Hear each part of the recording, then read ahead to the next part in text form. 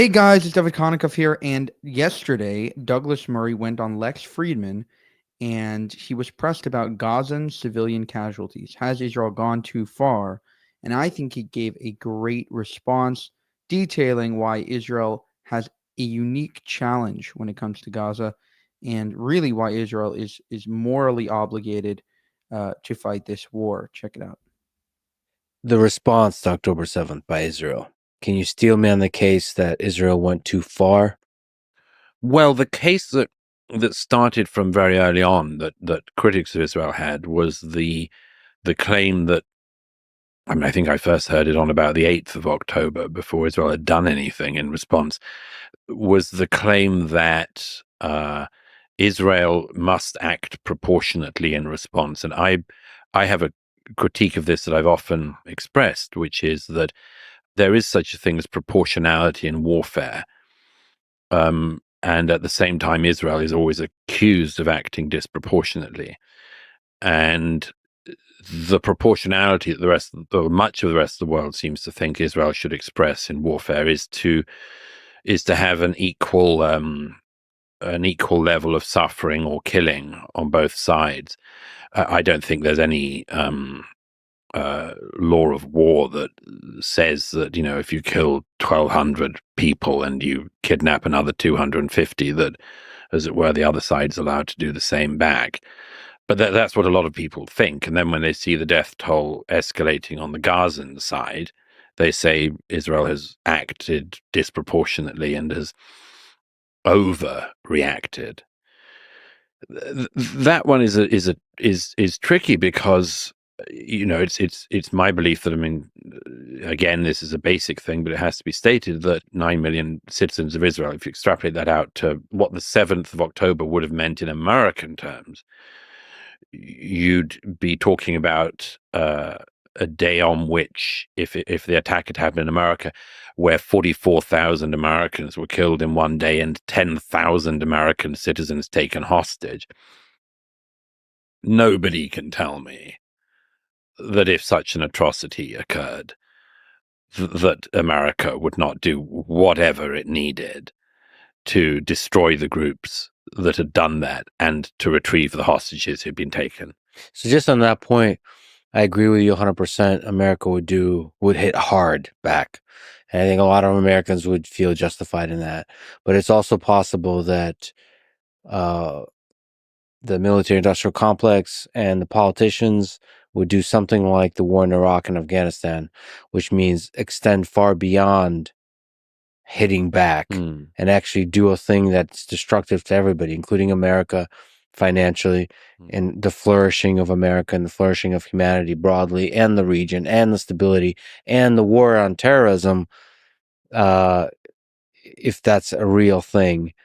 The war in Iraq and Afghanistan did not maybe succeed in defeating terrorism or even making progress. It probably made more terrorists than not. So there's a justified feeling of hitting back and going after somebody like bin Laden in the case of 9/11.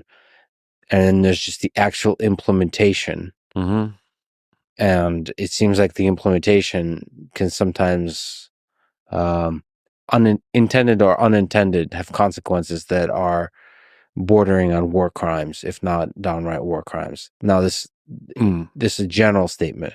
And now we'll look at Israel, where things are small land. Everything is very compact. There's a lot of complexities that are well studied that we've talked about extensively. Well, the two stated aims of the Israelis after the 7th were to get the hostages back and to destroy Hamas. And many people said that you could do one but not both. And I actually think they've gone a long way to doing both. By no means everything. There are still hostages, as we're speaking, held in Gaza, including a young American. And Hamas is not completely destroyed. It's very, very significantly degraded, but it's not completely destroyed. But those are the two aims. I believe that, I've seen as much of the war as any outside observer. I don't know, there are some exceptions maybe, but And so I think I can say with considerable certainty what the Israelis have and haven't done. There were various operations at the beginning, various plans which didn't happen, like storming straight in and getting, for instance, as many hostages as possible out of the Shifa complex, which is called a hospital, but it's also at the very least the Hamas command headquarters. And there was a plan to maybe go and do that fast, but it was avoided because of the number of deaths on all sides that would be likely to happen. The Israelis did actually hold back at the beginning. There was a period of making sure that when they went into Gaza, they didn't do so in any way blind. But Gaza is a very built-up area, and population-wise is densely populated. Something, by the way, which the people who claim frivolously that Israel has been committing genocide never take account of, which is the fact that the Gazan population has boomed since the Israeli withdrawal in 2005. It's almost doubled. But yeah, it's a densely populated area, and it's an incredibly difficult place for the train of war because of one thing in particular, which is that Hamas goes back a bit to our conversation earlier, but this is a much more extreme example. I mean, Hamas really don't play by the rules.